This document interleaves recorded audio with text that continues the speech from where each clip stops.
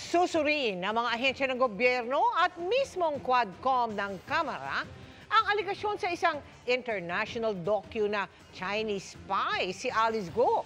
Ayon yan sa isang aminadong Chinese spy na hawak ng Thai police at nasasangkot sa mga isyong katulad ng mga pogo sa Pilipinas. Ang tugon ng kampo ni Guo sa pagtutok ni Jonathan Andal. Unfair po para sa akin para sabihan po ako na spy po ako. Reaksyon niya ni Alice Guo sa dokumentaryong ipinangkumpronta sa kanya ng Quad Committee nitong Biyernes. Sinusuri na ngayon ng iba't ibang security agency ng Pilipinas ang docu ng Al Jazeera kung saan sinabi ng source nilang si Shi Zijiang na kapwa Chinese spy niya, si Guo. Definitely hindi po ako spy. Nagpakita pa siya ng listahan umano ng mga secret agent ng China, kabilang ang dokumento at litrato ng isang Guo Waping na nasa Pilipinas at nanghingi umano sa kanya ng campaign funds. Si Shi ayon sa docu ay convicted criminal sa China na nahuli at nakulong sa Thailand. May mga gambling investment siya sa Cambodia, Myanmar at Pilipinas na sangkot sa human trafficking, extortion at cybercrime. Halos pareho sa mga isyong iniuugnay sa mga pogo. 中国是不可信的，我们两个人你看一下，曾经都为这个国安部卖命，你看看我的下场。要想不被灭口呢，就把真相呢，也告诉全世界。Hindi ko po siya kilala at never po ako humingi ng campaign fund entirely. Hindi po ako nasa picture at hindi rin po, Your Honor, ako yung sinasabi niya. Nang tuntunin ng team ng Al Jazeera ang address ni Guo Waping na nasa dokumento, nakita nila ang local office ng Chinese Communist Party sa Fujian Province.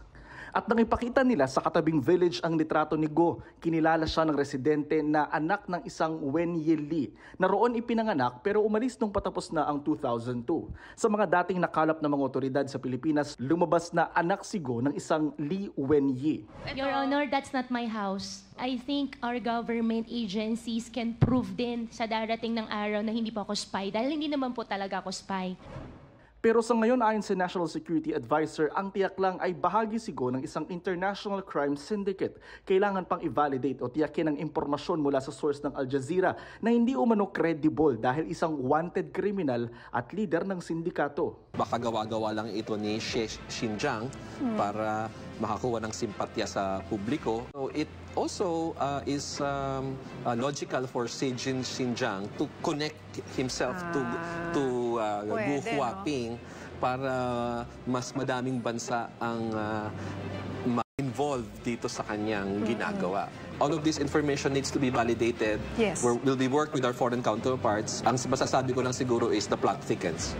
Ayon naman sa Defense Department, mas importanteng usapin ang kawalan natin ng batas na magpaparusa sa mga espiya sa panahong walang gyera. So call to action din, alam na naman ng ating mga mambabatas na agaran nilang amendahan yung espionage law para maparusahan at makakilos ang gobyerno ng tama para sugpuin ito.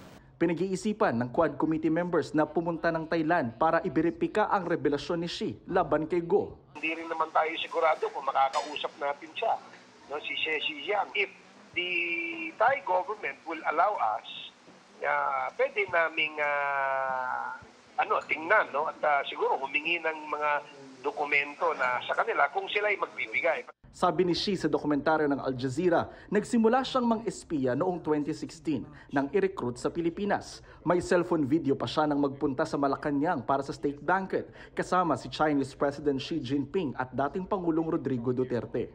Kung napainan tayo ng mga espiya talaga, nadala ng mismong head ng Chinese government. Pero sabi ng kampo ni Guo, may impormasyon silang natanggap na AI o artificial intelligence lang ang nasa docu ng Al Jazeera. We are looking into options, possible legal remedies para po mapanagot and matingnan kung saan ba nanggaling yung allegations at saka yung mga documents na pinakita. Para sa GMA Integrated News, Jonathan Andal, nakatutok 24 oras.